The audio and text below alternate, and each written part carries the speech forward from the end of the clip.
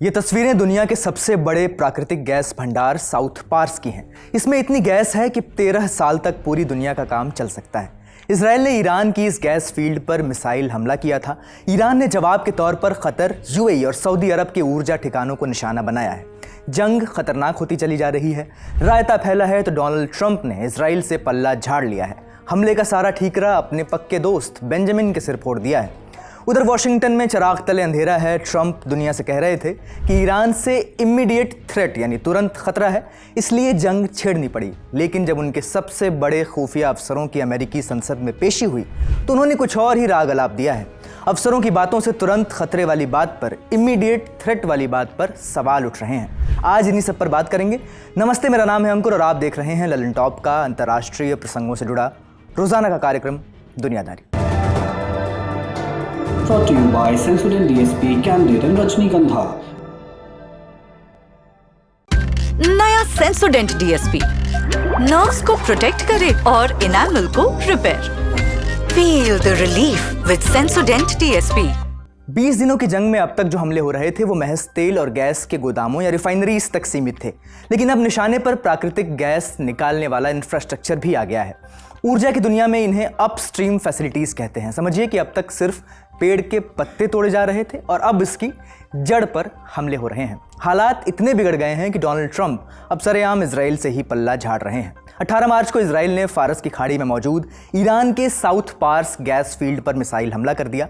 28 फरवरी को जंग शुरू होने के बाद से ये ऊर्जा ठिकानों पर सबसे बड़ा हमला था। इस गैस फील्ड को ईरान के लिए लाइफलाइन समझा जाता है, क्योंकि ईरान के घरों में जो बिजली आती है उसका सबसे बड़ा जरिया यही गैस फील्ड है। अब ये गैस फील्ड होती क्या है ये समझना बहुत ज़रूरी है। इसे इंसान का बनाया कोई लोहे या सीमेंट का गोदाम, कोई स्टोरेज मत समझिए। ये समंदर के तल से करीब 2 मील नीचे मौजूद चट्टानों की एक बहुत मोटी परत है। ये चट्टानें एक तरह से स्पंज का काम करती हैं, जिनमें करोड़ों साल पुरानी नेचुरल गैस, प्राकृतिक गैस फंसी होती है। इसी फंसी हुई गैस को मशीनें लगाकर समंदर के ऊपर खींचा जाता है और फिर साफ करके इस्तेमाल किया जाता है। जिस इलाके में साउथ पार्स है वो ज़मीन के नीचे मौजूद अरेबियन प्लेट का हिस्सा है। दुनिया की 40% प्राकृतिक गैस इसी एक प्लेट के नीचे दबी है। कुदरत ने गैस का ये खजाना तो एक ही बनाया था, लेकिन मुल्कों की सियासत ने इसे 2 हिस्सों में बांट दिया। एक हिस्सा ईरान के पास है जिसे वो साउथ पार्स कहता है, और दूसरा हिस्सा कतर की समुद्री सीमा में आता है, मैरीटाइम बाउंड्री में, जिसे वो नॉर्थ डोम कहता है। इस फील्ड में इतनी गैस है कि पूरी दुनिया का काम 13 साल तक आसानी से चल सकता है। कतर ने 1971 में अपने हिस्से की खोज कर ली थी, जबकि ईरान को उसके 20 बरस बाद अपने हिस्से का पता चला। आज कतर यहाँ से रोजाना 18.5 अरब क्यूबिक फीट गैस निकालता है। दुनिया भर में इस्तेमाल होने वाली लिक्विफाइड नेचुरल गैस का 20% हिस्सा अकेले कतर से आता है और कतर की सरकार की 80% कमाई यहीं से आती है। दूसरी तरफ ईरान भी रोजाना करीब 2 अरब क्यूबिक फीट गैस निकालता है, लेकिन पश्चिमी प्रतिबंधों के कारण वो अपनी ज्यादातर गैस देश के अंदर ही इस्तेमाल करता है। साउथ पार्स पर हुए हमले को लेकर इजरायली मीडिया में यह खबर चल रही थी कि सब कुछ अमेरिका की रजामंदी से हुआ है। हालांकि किसी ने तुरंत जिम्मेदारी नहीं ली थी। इस हमले से पहले तक अमेरिका और इजराइल ने जानबूझकर ईरान के गैस प्रोडक्शन वाले ठिकानों को डायरेक्टली निशाना नहीं बनाया था। उन्हें डर था कि अगर उन्होंने इन पर हमला किया तो पलटवार में ईरान अपने पड़ोसी अरब देशों के तेल कारखानों को तबाह कर देगा, और आखिर में हुआ भी बिल्कुल ऐसा ही। जवाब के तौर पर ईरान ने 18 मार्च को ही कतर के रास लफान इंडस्ट्रियल सिटी पर बैलिस्टिक मिसाइल से हमला कर दिया। रास लफान कतर का सबसे अहम ऊर्जा का ठिकाना है। नॉर्थ डोम से निकलने वाली सारी गैस इसी जगह साफ और तैयार की जाती है। मार्च की शुरुआत से ही यह प्लांट बंद पड़ा था, लेकिन इस हमले से अगर प्लांट को भारी नुकसान पहुंचता है तो इसका दोबारा शुरू होना बहुत लंबे वक्त के लिए टल सकता है। इसका मतलब पूरी दुनिया के लिए एक बड़ा संकट है, क्योंकि कतर की लगभग सारी गैस इसी रास लफान प्लांट से होकर दुनिया भर में जाती है। कतर ने बताया है कि रास लफान गैस कॉम्प्लेक्स पर हुए मिसाइल हमले से 3 जगहों पर भयंकर आग लग गई और प्लांट को भारी नुकसान पहुंचा। हालांकि बाद में आग पर काबू पा लिया गया और किसी के हताहत होने की खबर नहीं है। लेकिन कतर इस चोट से इतना भड़क गया कि उसने ईरान के सुरक्षा और सैन्य अफसरों को अवांछित व्यक्ति करार देते हुए, पर्सोना नॉन ग्रेटा करार देते हुए 24 घंटे के भीतर देश छोड़ने का हुक्म दे दिया। कतर ने इस हमले को अपनी राष्ट्रीय सुरक्षा के लिए सीधा खतरा बताया है और ईरान के रवैये को गैर जिम्मेदाराना कहा है। ईरान का जवाब सिर्फ कतर तक महदूद नहीं रहा, उसने यूएई और सऊदी अरब के ऊर्जा ठिकानों पर भी हमले किए हैं।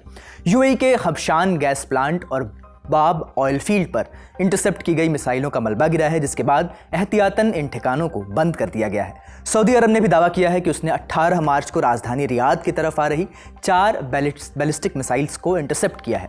सऊदी के पूर्वी इलाके में एक गैस प्लांट पर ड्रोन से हमले की कोशिश भी हुई। कुवैत और बहरीन पर भी हमलों की रिपोर्ट सामने आई है। इस पूरे बवाल के बीच 19 मार्च को डोनाल्ड ट्रंप का एक बयान आया। ट्रंप ने साउथ पार्स पर हुए हमले का सारा ठीकरा सरेआम इजराइल पर फोड़ दिया। लिखा कि इस हमले से अमेरिका और क़तर का कोई लेना देना नहीं है। बकौल ट्रंप, अमेरिका को इस हमले की कोई भनक तक नहीं थी। उन्होंने लिखा कि एक गुस्साए हुए इजराइल ने हिंसक तरीके से यह हमला किया है। इसके साथ ही ट्रंप ने एक अल्टीमेटम भी जारी किया कि इजराइल अब साउथ पार्स पर कोई हमला नहीं करेगा। उन्होंने ईरान को भी सख्त हिदायत दी कि अगर ईरान ने क़तर के गैस ठिकानों पर दोबारा हमला किया तो अमेरिका ईरान के पूरे साउथ पार्स गैस फील्ड को तबाह कर देगा। ट्रंप का कहना है कि वो ईरान के भविष्य को देखते हुए इतनी बड़ी तबाही की मंजूरी नहीं देना चाहते, लेकिन अगर क़तर पर आंच आई तो वो बिल्कुल हिचकिचाएंगे नहीं। ट्रंप का यह बयान अहम है। एक तरफ इजरायली मीडिया कह रहा है कि अमेरिका की रजामंदी थी ईरान पर हमले के पीछे, और दूसरी तरफ ट्रंप इजराइल को कटघरे में खड़ा कर रहे हैं। इसके बाद से ही अंदाजा लगाया जा रहा है कि जंग को लेकर अमेरिका और इजराइल के बीच दरार पैदा हो गई है और दोनों के मकसद अलग अलग हैं। इस पूरे बयान को कैसे समझा जाए और इसके क्या मायने हैं? शुरुआत में साथ देखिए, अमेरिका और इजराइल की राहें क्या अब अलग दिखने लगी हैं? इजराइल ईरान की सत्ता पलटने तक लंबी जंग चाहता है, जबकि अमेरिका वहां लंबे समय तक मशगूल नहीं रहना चाहता। ट्रंप के पास बाहर निकलने की कोई ठोस रणनीति भी नहीं दिख रही। अमेरिका में तेल और गैस के दाम इसी बरस होने वाले मिड टर्म इलेक्शंस में ट्रंप को नुकसान पहुंचा सकते हैं। दूसरी तरफ रिपोर्ट्स बताती हैं कि बेंजामिन नेतन्याहू अपनी सत्ता बचाने के लिए पॉलिटिकली इसे लंबा खींचना चाहते हैं। इजराइल ने लेबनान में भी कार्रवाई शुरू कर दी है। सवाल यह है कि अगर ट्रंप जंग रोकने को कहें तो क्या इजराइल भी रुकना चाहेगा? क्या दोनों के वॉर एम्स और एंड गेम्स एक जैसे हैं? हमने इन्हीं सवालों के जवाब जानने के लिए जानकारों से बात की। कई लोग ये कोशिश कर रहे हैं ये कहने के लिए कि ये इजराइल के और अमेरिका के गोल्स अलग अलग हैं। आई थिंक ये बात बिल्कुल गलत है। ये असर्शन ये अज्यूम करता है कि अमेरिका के पास स्ट्रेटेजिक ऑटोनॉमी। अमेरिका आजकल वही करता है जो इजराइल चाहता है, ख़ासतौर से मिडल ईस्ट में। और इजराइल का जो गोल है वो ईरान को डिस्ट्रॉय करने का है, ईरान की capacity to challenge Israel hegemony in the Middle East. और अमेरिका वो सारी चीज़ें कर रहा है जो इजराइल के लिए ज़रूरत है टू एस्टैब्लिश दिस। क्योंकि वरना आपने तो सुन लिया है अमेरिकन इंटेलिजेंस एजेंसी से कि ईरान से कोई ख़तरा नहीं था अमेरिका को। तो ये फिर ये जंग किस लिए है? ये इजराइल के लिए भी ख़तरा नहीं था ईरान से। ईरान तो बहुत कमज़ोर हो गया था ऑलरेडी 12 डे वॉर के बाद। तो ये कहना कि अलग अलग गोल्स है, ये और बात है कि अमेरिका के थोड़े ताल्लुकात अरब कंट्रीज से बेहतर है because they are promising to invest. अगर आपको याद होगा डोनाल्ड ट्रंप को इन्होंने $2 ट्रिलियन प्रॉमिस किया है अमेरिका में इन्वेस्टमेंट्स, और कतर ने हवाई जहाज भी दिए।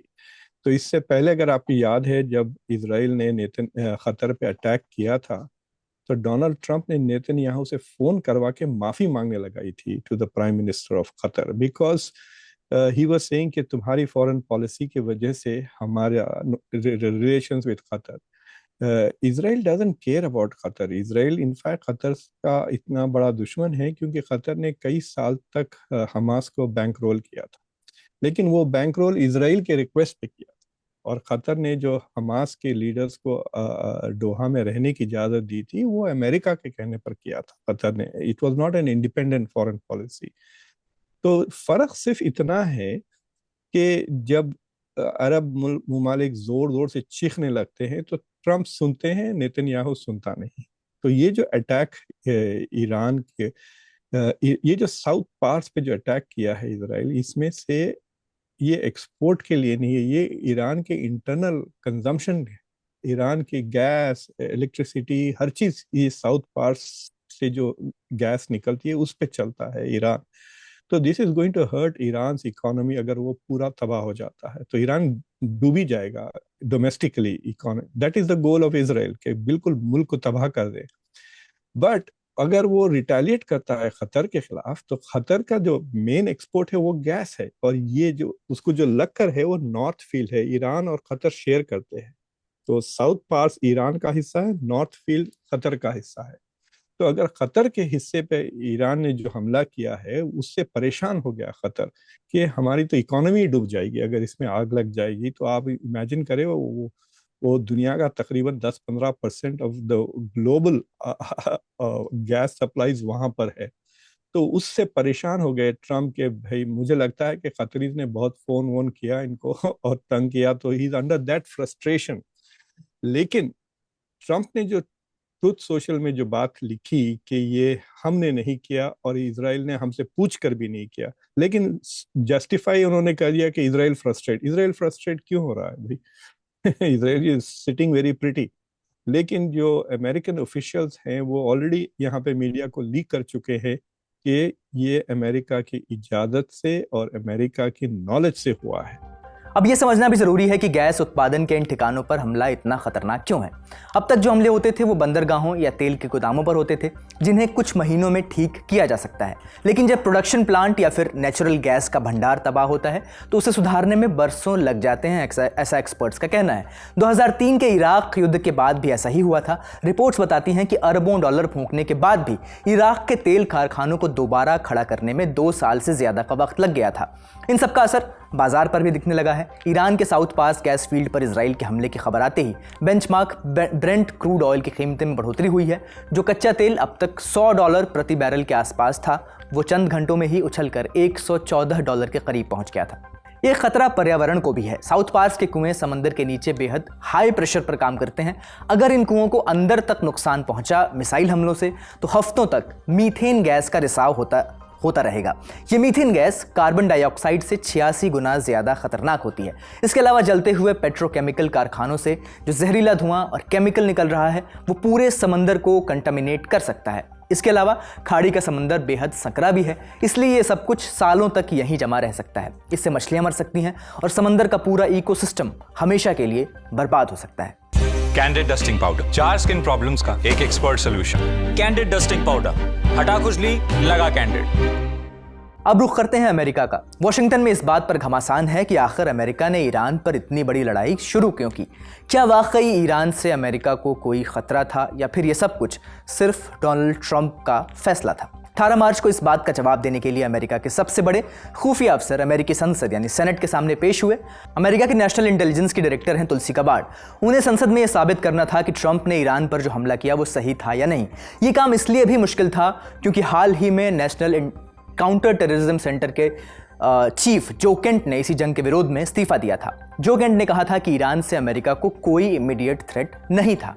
जब डेमोक्रेट सांसद जॉन ओसाफ ने पूछा कि क्या ईरान से कोई तुरंत परमाणु खतरा था, तो तुलसी ने पल्ला झाड़ लिया। उन्होंने कहा कि यह तय करना खुफिया एजेंसीज का काम नहीं है, बल्कि ये सिर्फ राष्ट्रपति का काम है। यानी उन्होंने खुफिया तंत्र का सबसे अहम काम ट्रंप के हाथों में सौंप दिया। उधर CIA के डायरेक्टर जॉन रैटक्लिफ ने ईरान को खतरा तो बताया, लेकिन सबूतों और टाइमलाइंस पर दोनों अफसर बुरी तरह फंस गए। ट्रंप ने दावा किया था कि ईरान जल्द ही अमेरिका तक मार करने वाली मिसाइलें बना लेगा, लेकिन संसद में तुलसी गबार्ड ने इस दावे को खारिज कर दिया। कहा कि 2035 से पहले ऐसा होना नामुमकिन है।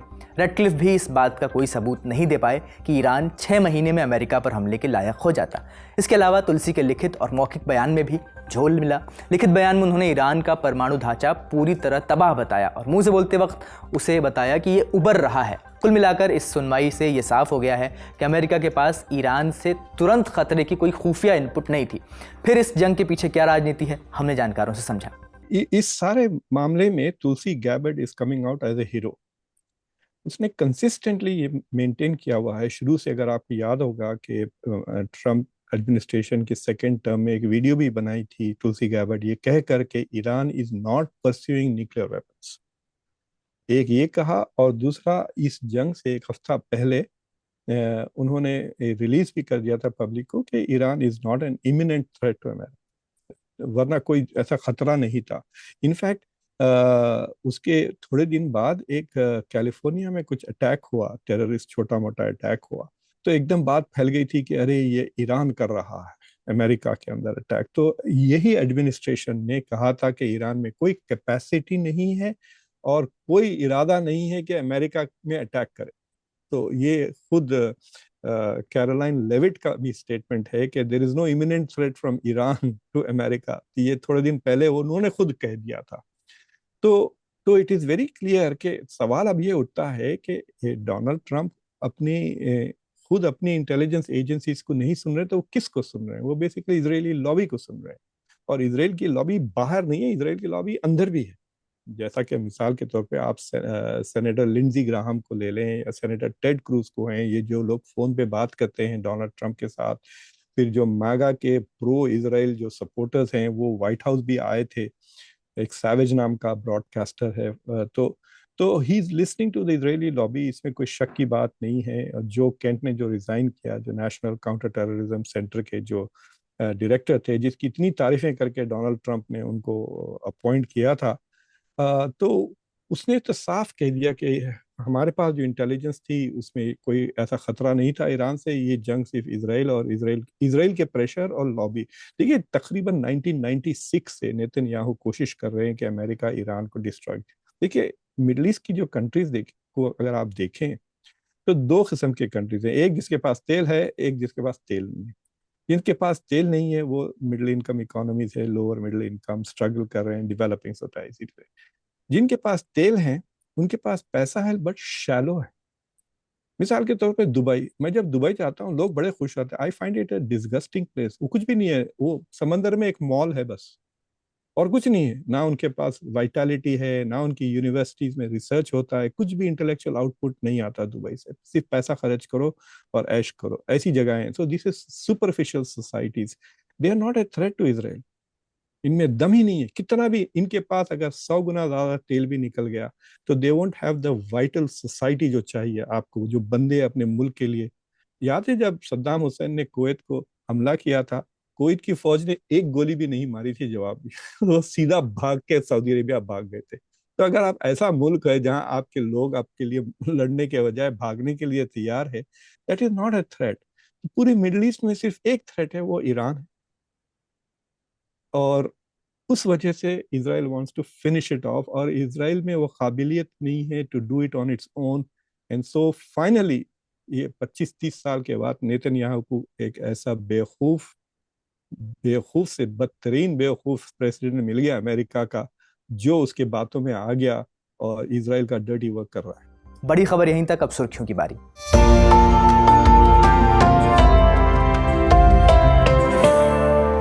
पाकिस्तान ऐसी मिसाइलें बना रहा है जो अमेरिका तक हमला कर सकती हैं। इन मिसाइलों से न्यूक्लियर हथियार भी चलाए जा सकते हैं, यह दावा किया है अमेरिका की इंटेलिजेंस चीफ तुलसी गबार्ड ने। उन्होंने कहा है कि पाकिस्तान लंबी दूरी की एडवांस्ड बैलिस्टिक मिसाइल्स के डेवलपमेंट पर काम कर रहा है। उन्होंने संभावना जताई है कि इनमें ऐसी इंटरकॉन्टिनेंटल बैलिस्टिक मिसाइल्स भी हो सकती हैं जिनकी रेंज अमेरिका तक हो, यानी पाकिस्तान से अमेरिका तक पहुंचने की क्षमता उनमें हो सकती है। तुलसी गबार्ड ने पाकिस्तान के साथ साथ रूस, चीन और उत्तर कोरिया का भी नाम लिया है जो ऐसी मिसाइल्स पर काम कर रहे हैं।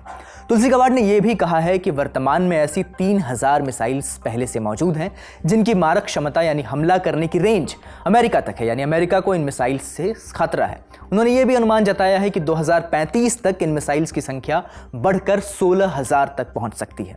तुलसी गबार्ड ने 18 मार्च को अमेरिकी सेनेट के इंटेलिजेंस कमेटी के सामने ये बातें रखी। तो फिर सवाल उठता है कि अमेरिका चीन, रूस और उत्तर कोरिया को तो सीधी चुनौती मानता आया है, लेकिन पाकिस्तान को क्यों नहीं, जबकि वो खुद इस बात को मान रहा है कि पाकिस्तान से उसे खतरा हो सकता है। ध्यान देने वाली बात यह भी है कि इसी खतरे का हवाला देकर ईरान पर हमला किया गया। फिर पाकिस्तान के मामले में अमेरिका का रवैया एकदम उल्टा क्यों है? उसके प्रधानमंत्री और आर्मी चीफ को तो व्हाइट हाउस में बुलाकर स्वागत किया जा रहा है, लंच कराया जा रहा है, यहां तक कि ट्रंप उन्हें महान तक बता चुके हैं। खैर, अमेरिका की विदेश नीति में दो मुहापन कोई चौंकाने वाली बात तो है नहीं, लेकिन क्या पाकिस्तान को संभावित खतरे के रूप में स्वीकार करने के बाद अमेरिका के रवैये में बदलाव आएगा? देखने वाली बात होगी। अब आते हैं अगली सुर्खी पर। अमेरिका ईरान जंग से मची उथल पुथल के बीच जो लोग भूल गए हैं उन्हें याद दिला दें कि रूस और यूक्रेन के बीच भी पिछले 4 बरस से युद्ध जारी है। यूक्रेन ने रूस पर 2 बड़े हमले किए हैं। यूक्रेनी सेना के मुताबिक उसने 2 दिन के भीतर रूस के 2 एयरक्राफ्ट फैसिलिटीज पर हमला किया जहां मिलिट्री प्लेन्स बनाए जाते थे और उनका मेंटेनेंस किया जाता था। खास बात यह है कि यूक्रेन ने रूस की सीमा के 800 किलोमीटर अंदर जाकर ये हमले किए हैं, जो उसकी मारक क्षमता को दिखाते हैं। वहीं रूस के लिए यह चिंता बढ़ाने वाली बात है, क्योंकि एक तो यूक्रेन उसकी सीमा के इतने अंदर तक हमले कर पा रहा है, और दूसरा यूक्रेनी दावे के मुताबिक हमले में रूस के कई प्लेन्स को नुकसान भी हुआ है। यूक्रेन ने इस हमले की जानकारी देते हुए बताया कि उसने 16 मार्च को रूस के उलियानोवस्क शहर में स्थित एविएस्टर प्लांट को निशाना बनाया। बकौल यूक्रेनी सेना इस प्लांट में रूस के मिलिट्री ट्रांसपोर्ट प्लेन्स और रिफ्यूलिंग प्लेन बनाए जाते थे। इसके अलावा मिलिट्री कार्गो प्लेन रूसलान के मेंटेनेंस का काम भी किया जाता था। यूक्रेन की सेना ने बताया कि इस हमले में प्लांट के हैंगर और पार्किंग एरिया को निशाना बनाया गया, जिससे कुछ प्लेन्स प्लेन्स को नुकसान पहुंचा है। यूक्रेनी सेना के मुताबिक इसके बाद 17 मार्च को उसने नोवगोरोड इलाके में स्टारिया शहर में स्थित 123वें एयरक्राफ्ट मेंटेनेंस प्लांट पर हमला किया। बताया कि इस प्लांट में भी बड़े और भारी रूसी कार्गो प्लेन्स का मेंटेनेंस किया जाता था और उन्हें अपग्रेड किया जाता था। यूक्रेन का कहना है कि ऐसे ठिकानों पर हमले से रूस की मिलिट्री प्लेन्स को बनाने और उन्हें मेंटेन करने की क्षमता काफ़ी हद तक कम हो जाती है। आज का दुनियादारी यहीं समाप्त होता है। अपना और अपनों का ख्याल रखिए। शुक्रिया। शुभ रात्रि।